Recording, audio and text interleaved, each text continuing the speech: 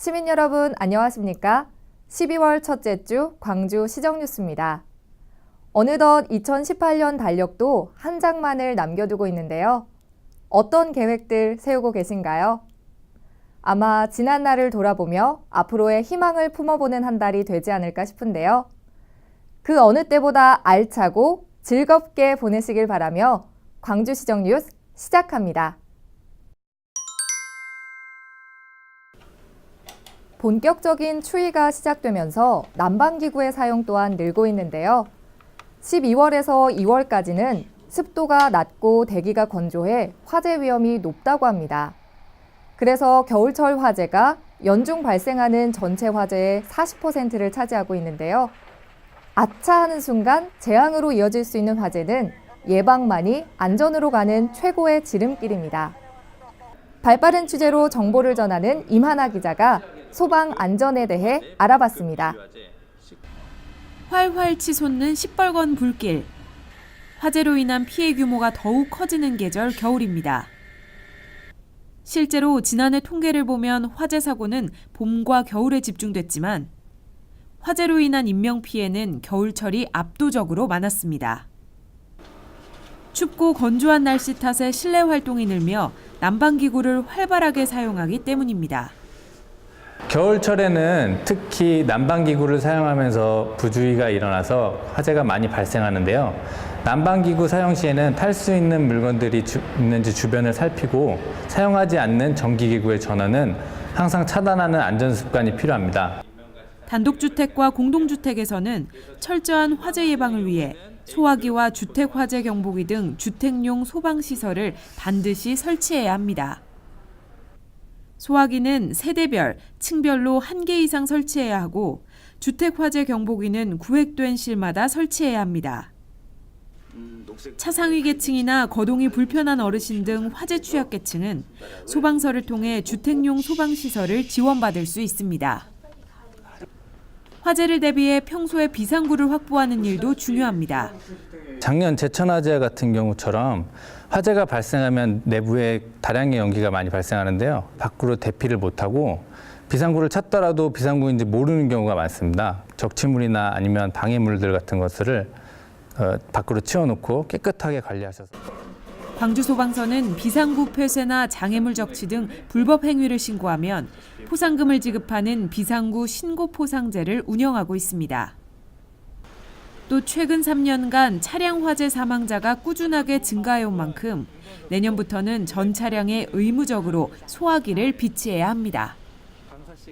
우리 가족과 이웃의 안전을 위해 적극적으로 소방시설을 설치하는 일, 경각심을 갖고 비상구 통로를 깨끗하게 확보하는 일, 화재를 예방할 수 있는 가장 손쉬운 방법입니다. 광주시정뉴스 임하나입니다. 역사를 잊은 민족에게 미래는 없다. 독립운동가이자 역사학자인 단재 신채호 선생은 이렇게 역사의 중요성을 강조했는데요. 우리 관내에도 역사를 사랑하고 호기심으로 똘똘 뭉친 청소년들이 선사시대부터 현대까지 우리의 역사를 되짚어보고 있습니다. 미래를 위한 교훈이라는 역사, 그 재미에 푹 빠진 청소년들을 장유리나 리포터가 만나봤습니다. 오길 승천기, 일본 군국주의를 상징하는 전범기죠. 국제사회에서도 사용을 금지해야 한다는 목소리가 커지고 있는데 정작 전쟁 피해국인 우리나라에서 일부 청소년들이 아무 생각 없이 쓰고 있습니다. 역사 교육이 제대로 이루어지고 있는 걸까요? 에휴, 우리 학생들이 어디 제대로 역사 공부를 배울 수 있는 곳 어디 없을까? 여기 있습니다. 역사가 살아있다라는 주제로 광주시 청소년 수련관에서 초등학생을 대상으로 역사 교육을 진행하고 있었는데요. 오늘은 개화기부터 일제강점기까지 있었던 우리의 역사를 배우는 시간입니다. 수업을 듣는 학생들의 모습이 사뭇 진지한데요. 수업 시간에 가장 인상 깊었던 것은? 일산의학이요. 이유는 뭐예요? 우리나라 주권을 뺏기는 현실적으로 아픈 이야기잖아요. 키가 어느 정도인지 참 궁금해요. 아, 네. 저희가 1기부터 3기까지 해서 60명을 모집을 했는데요. 2기의 경우에는 15초 만에 마감될 정도로 많은 관심을 보이고 있었습니다. 수업 시간에 배운 내용을 바탕으로 역사 체험 활동이 시작됐는데요.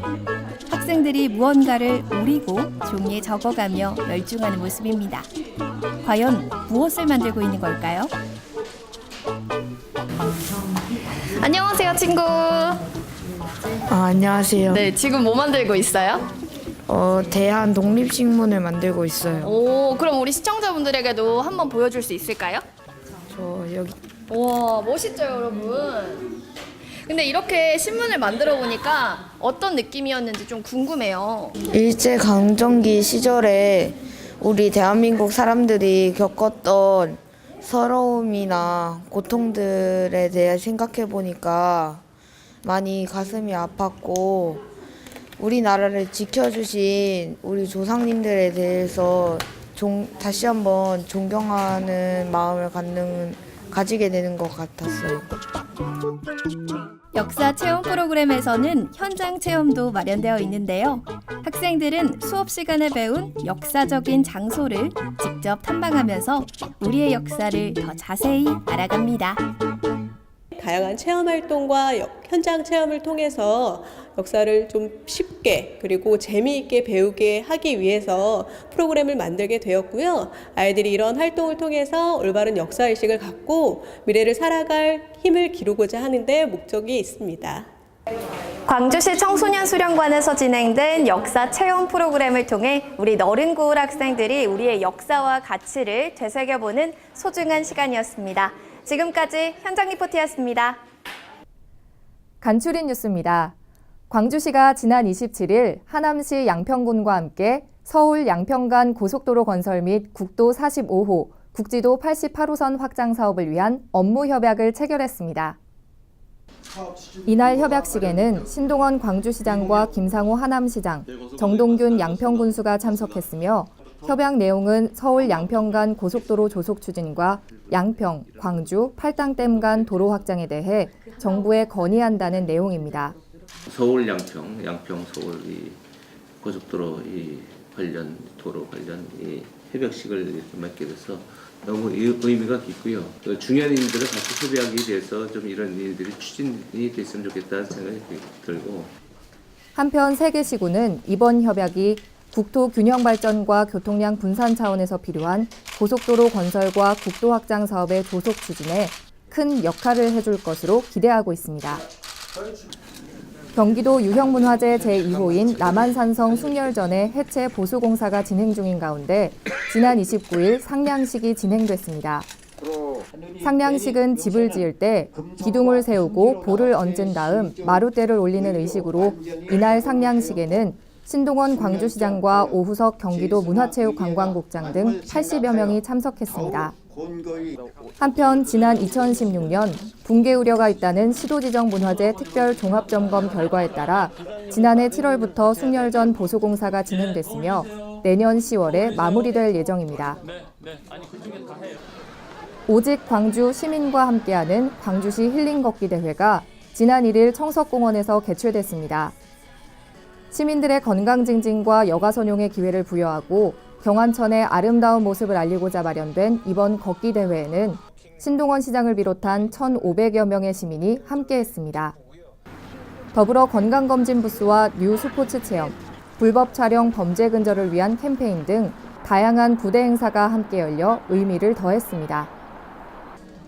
2018 광주시 자원봉사자 한마음 대축제가 지난 1일 광주시청 대회의실에서 성황리에 개최됐습니다. 오직 광주, 자원봉사자와 함께한 20년이라는 주제로 열린 이번 행사에는 신동원 시장을 비롯한 자원봉사자 등 500여 명이 참석했으며 우수 자원봉사자에 대한 유공자 표창이 이루어졌습니다. 성탄절 크리스마스 트리 점등식 행사가 지난 2일 시청 거울공원 앞에서 열렸습니다.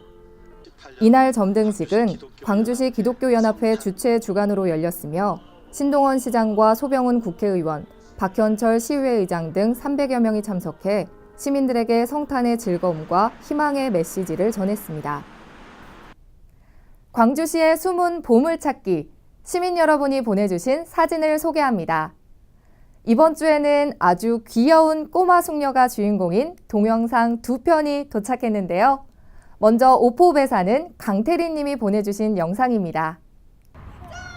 엄마와 즐거운 산책이라는 제목인데요. 능평 레포츠 공원에서 예쁘게 옷을 맞춰 입은 엄마와 딸이 즐거운 한때를 보내고 있는 모습입니다. 환하게 웃는 얼굴이 똑 닮은 것 같은데요. 걸음마를 하게 되면 자유롭게 뛰어다닐 거라는 엄마의 바람이 담긴 메시지도 함께 보내주셨습니다. 다음은 역시 오포읍에 사는 신유리 님이 보내주신 영상인데요. 능평 도서관에서 하는 책이랑 놀이랑 수업을 하면서 남긴 추억이라고 합니다. 책도 보고 마음껏 걸음마를 하며 놀다가 수업에 푹 빠진 모습인데요. 만져보고 뜯어보고 요리조리 꽃을 탐색하는 모습이 사뭇 진지하면서도 상당히 귀엽네요. 소상공인과 영세 중소기업의 경영 부담을 완화하고 노동자의 고용 불안을 해소하기 위한 일자리 안정자금 신청을 오는 14일까지 접수받는다고 합니다. 최저임금 인상으로 부담을 느끼고 있는 사업주라면 내가 혜택을 받을 수 있는지 꼼꼼하게 따져보고 살뜰히 챙겨보시면 좋을 것 같은데요. 보다 자세한 내용은 근로복지공단으로 문의하시면 됩니다. 광주시정 뉴스 여기서 마치겠습니다. 시청해주신 여러분 고맙습니다.